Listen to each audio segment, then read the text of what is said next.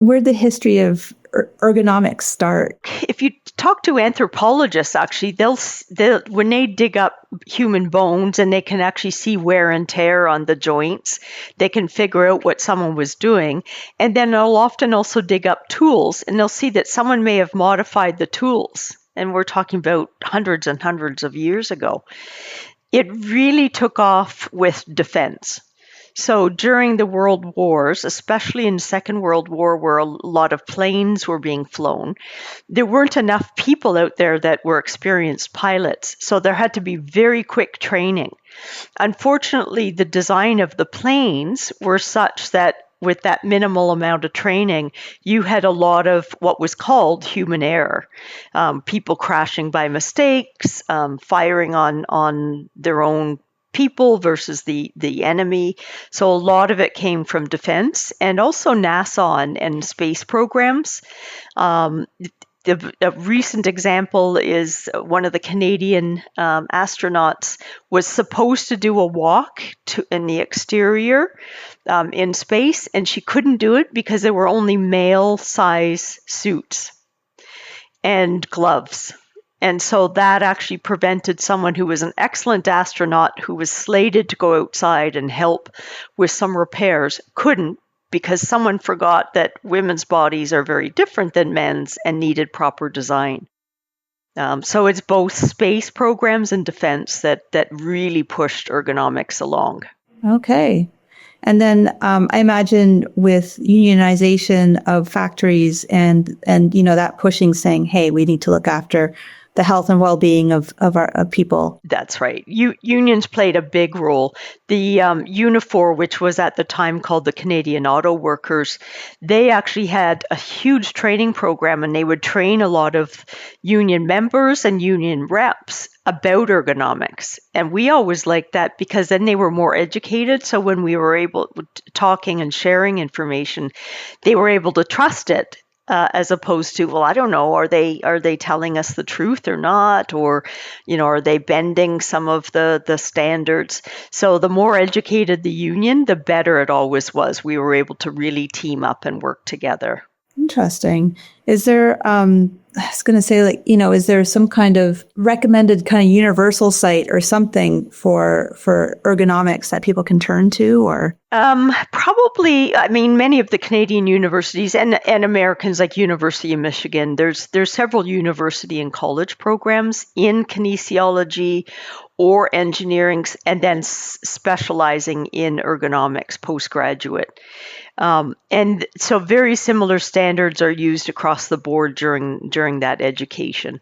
So University of Waterloo's and Simon Fraser as well in BC, probably two of the best programs because there's such a big engineering group, and then they actually work hand in hand with the kinesiologists and then go into ergonomic specialization.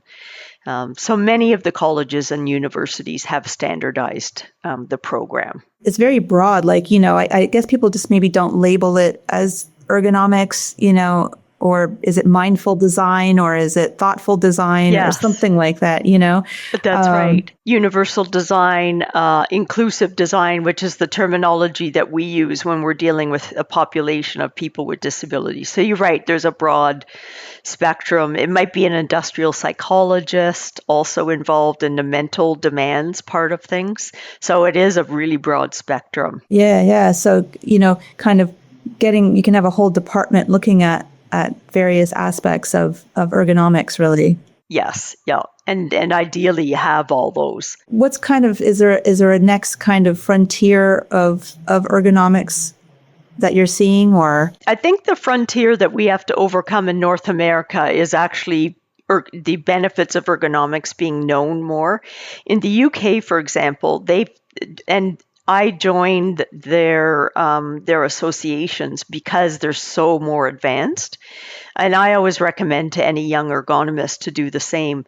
The frontier in North America remains getting the word out about what's the benefit of having an ergonomist on the team.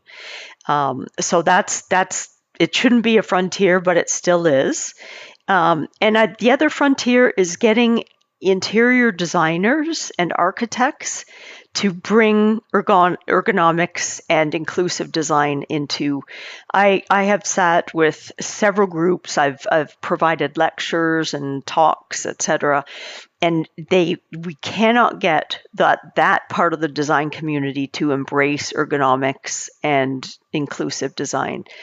As a result, we're brought in, again, after the fact by another group, usually HR or health and safety, or it could be an operations person to say, these designs were supposed to help people work better, but it's not happening. We're not seeing any return on the investment we made. Well, because the design looks great, but it's not functional. So those are the two areas. Yeah, because I'm starting to see inclusivity more in certain like architect and designer, interior designer groups, or certain people that are specializing in it now. I've yet to really, explore that to see how far it goes. Like, is it social? Is it ergonomic? Is it design, functionality kind of related? Is it, exactly what does inclusive mean? So again, good design will take into account. So for example, I was asked by RBC several years ago, hey, we're buying all new chairs for the office that we have in Barbados. Can you help us decide what's the best furniture? So my first question is, who's working in that? What's the population like? So instead of using North American anthropometric data, and anthropometrics is the size and dimensions of all the parts of the body, predominantly the people that work in the banking industry in Barbados are women and local, so people who are from Barbados. So I actually used their anthropometric data to make sure that the chairs that they were going to be sitting in, the desk heights, etc., would meet a smaller, shorter female end user. But at the same time, being cognizant of the fact that, of course, you're going to have men being hired or a variety of people, but we bias the data more towards their anthropometrics. So it's important to know what population you're studying for. So in inclusive design, all we're doing is we're just teasing out things on both sides of the spectrum. Oh, if someone's in a manual wheelchair, I need the desk to go lower. If they're in a mechanized wheelchair, I need to make sure it's higher, because as a general rule, people in manual wheelchairs sit shorter than people in a mechanized wheelchair. But then also being cognizant of people with sensory disabilities that may not have use of their right arm, and so they'll use their left arm for a task, or they're deaf and hard of hearing. So it's just teasing out who we're actually designing for. Excellent design means that you're pretty much trying to go across the spectrum from that shorter person in a manual wheelchair to the tall 6'7" North American male who's also going to work there. So the better the design, the more we tease that out. Oh, that's interesting. And I imagine there being some flexibility to changes in the future or something like that. That's right.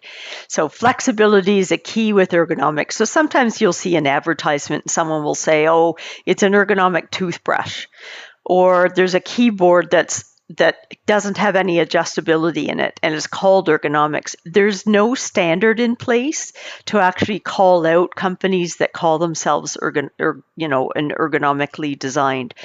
Unless there's adjustability in it, it's not truly ergonomic, because I need to fit a 4'9" person to that keyboard, for example, or the height of a workstation, all the way to that 6'7" male, because we're going to see both. So having that adjustability, and the greater the variability, the better the ergonomics. I was just thinking it reminds me of kind of organic food. It's like, what's the regulation on organic? Right. There's ergonomic. People are just using it because it's a buzzword.